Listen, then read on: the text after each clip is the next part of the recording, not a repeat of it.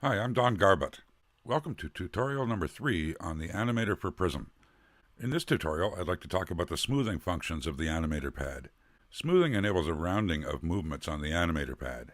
To begin, I'm going to use Equinox 1P, which is patch number 14 in the pads bank. As you probably know by now, the Animator pad is assignable to all polyphonic parameters in Prism. Those assignments are made through the menus here.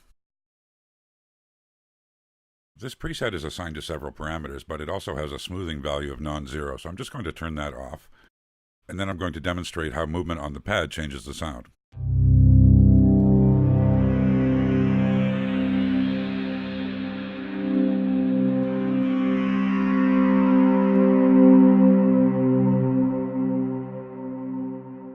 Now I'm going to record some movement on the pad.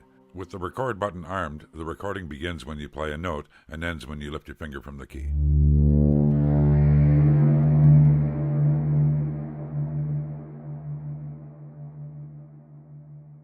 Now the path plays back when you trigger a note.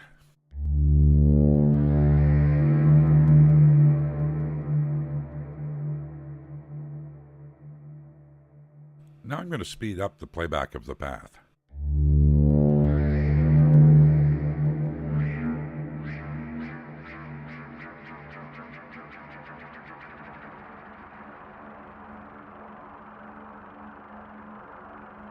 And now I'm going to add some smoothing.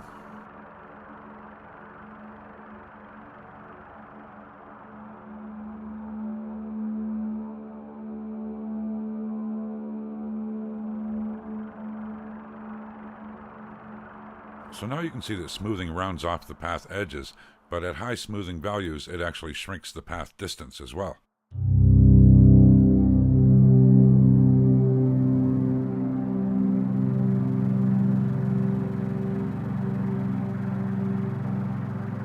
The location of the movement can be shifted.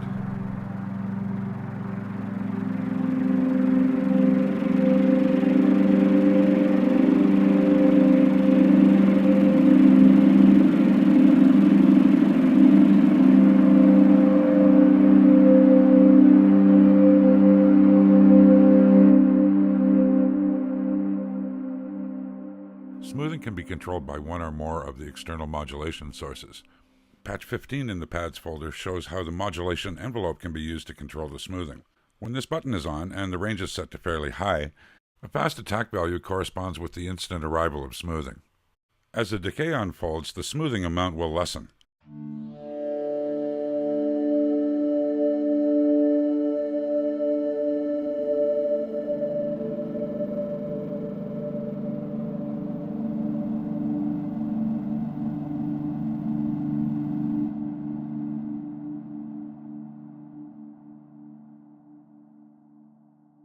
Because it's velocity sensitive, you can get some interesting action with individual notes.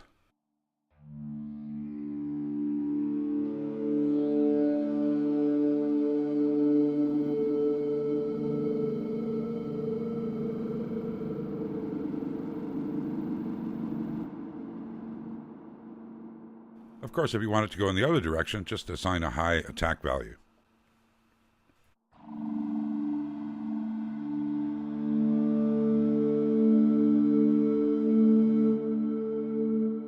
The Y sequencer is also set up to control pad smoothing, by way of this control here. Pads preset number 16 demonstrates this function.